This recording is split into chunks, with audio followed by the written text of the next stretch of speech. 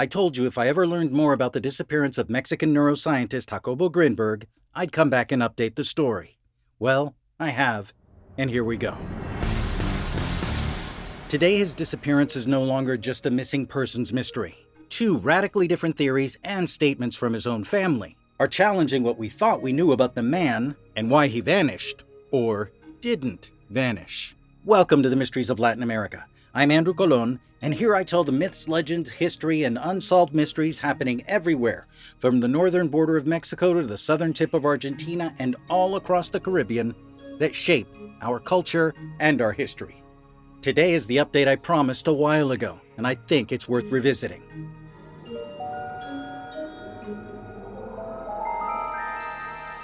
Dr. Jacobo Grinberg Silberbaum devoted his life to understanding something most scientists avoided: how the way we experience the world, our emotions, and our ancient spiritual knowledge might be all part of the same puzzle.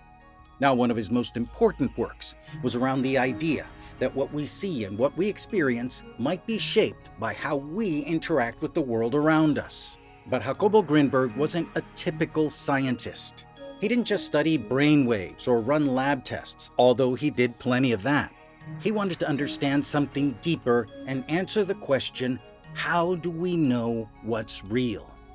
Now, to explore that, he didn't just rely on hard data. He listened to shamans, healers, and spiritual teachers. He had to understand what they might know that modern science didn't. That's what made him different, and it's what made him controversial. Grinberg believed there's a kind of background energy field, a network of information that connects everything: people, objects, even thought. He called this field sintergia, synergy, from the word synthesis and energy. He thought our brains acted like translators, that our brains don't just receive signals from the outside world. Our brains filter and organize this field into what we call reality. So the world around you is real, but what you see, feel, and believe might just depend as much on your mind as the world itself. And then in December 1994, Grinberg disappeared. No sign of a struggle, no note. His wife, Teresa Mendoza, disappeared too. He was 47 years old, and ever since then, people have tried to make sense of what happened to him.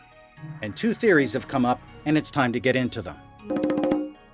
Today, Grinberg's research might have sounded strange, but it wasn't too different from what intelligence agencies were studying at the time as well. In the US, a real program called Project Stargate ran for over 20 years, exploring telepathy, remote viewing, and consciousness beyond the body, topics that closely mirrored Grinberg's own work. You see, he was blending neuroscience with ancient practices and producing testable theories. Exactly the kind of fringe science that sometimes drew attention behind the scenes. In one of his later experiments, he placed people in two different rooms. No contact, no communication. And tested whether their brain activity could sync up. Some results showed very curious correlations. And before he disappeared, he was getting ready to run a test version of this same theory, but across continents, with one person here in Mexico and another in India. That kind of research, mind to mind, was the same territory explored in science and programs like Project Stargate. That program was still active when Grinberg disappeared, and just 5 months later in 1995, it was quietly shut down for good. Project Stargate had initially been funded by the CIA. Later it was run by US Army intelligence, and then it was ultimately overseen and taken over by the Defense Intelligence Agency before its final evaluation and termination.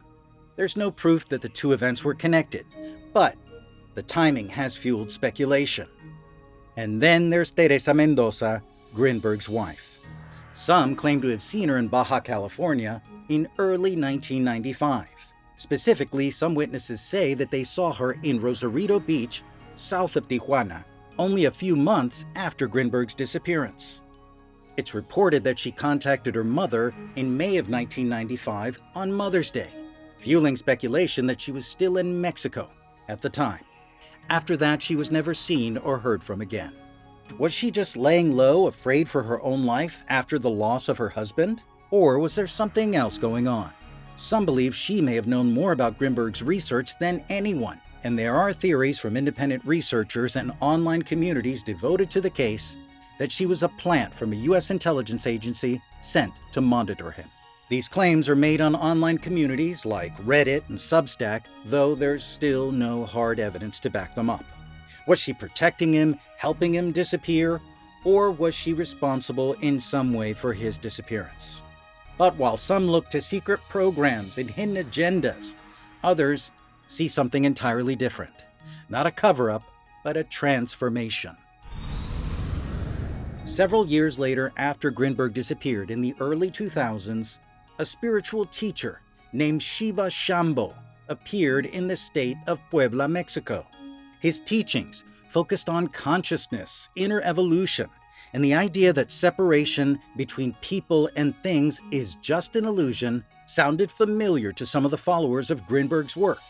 He spoke about reality as a projection of the mind, using phrases that to many felt less like coincidence and more like a continuation. Soon, comparisons started circulating on online forums, YouTube channels, and blogs dedicated to parapsychology and Mexican mysticism. People noted similarities in his phrasing, his gestures, and even the structure of his ideas. In 2023, graphologist Marifer Centeno shared a public analysis on her YouTube channel comparing Shiva's handwriting to samples from Grinberg's known works. I've included a link to her channel in the description. She noted what we would call stylistic overlap and pointed out comparable body language and vocal tone. But after a biometric facial scan conducted by AI specialist Alejandro Moreleon showed only a 30% match, Centeno concluded they were most likely not the same person. But for some followers of Jacobo Grinberg, that didn't prove anything.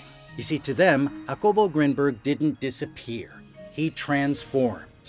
He stopped publishing papers and started embodying the philosophy he once tried to explain through science.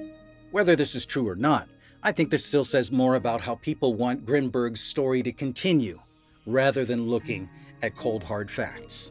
Still, behind the mystery and the speculation, there are real people. Those who knew Jacobo, loved him, lived with him, and have to live with the silence he left behind. In the Netflix documentary El Secreto del Dr. Grinberg, The Secret of Dr. Grinberg, Jacobo's daughter Estusha Grinberg finally broke her silence. Estusha's the daughter of Jacobo Grinberg and his first wife, Lisette Arditi. While Estusha said that appearing in the film reopened old wounds.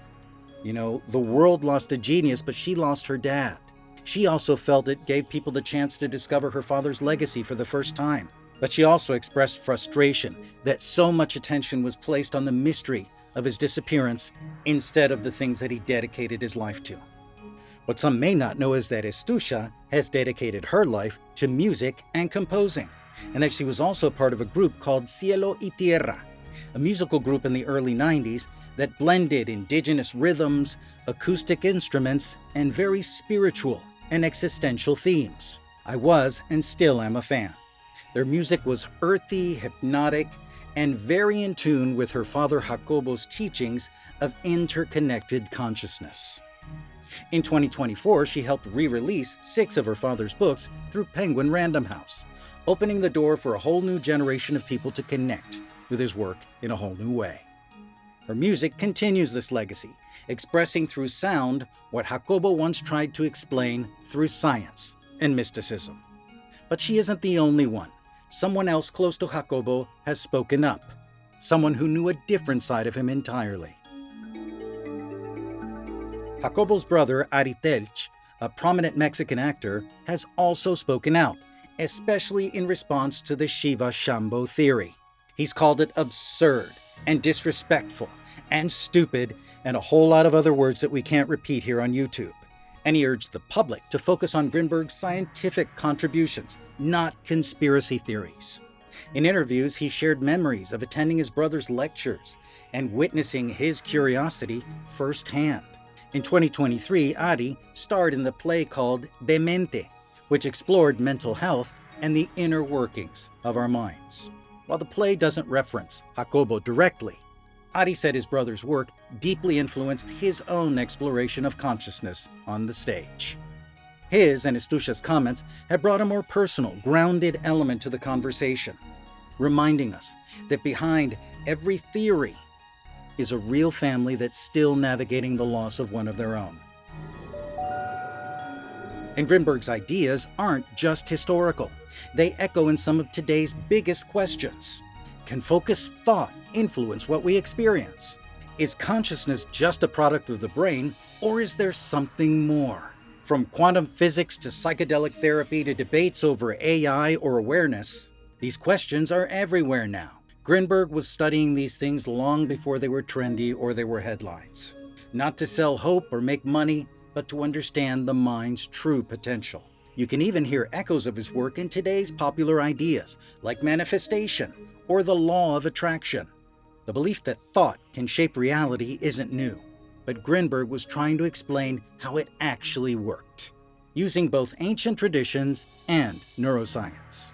And whether he vanished, was silenced, or simply chose a different path, his questions haven't disappeared. They've only grown deeper and more relevant than ever.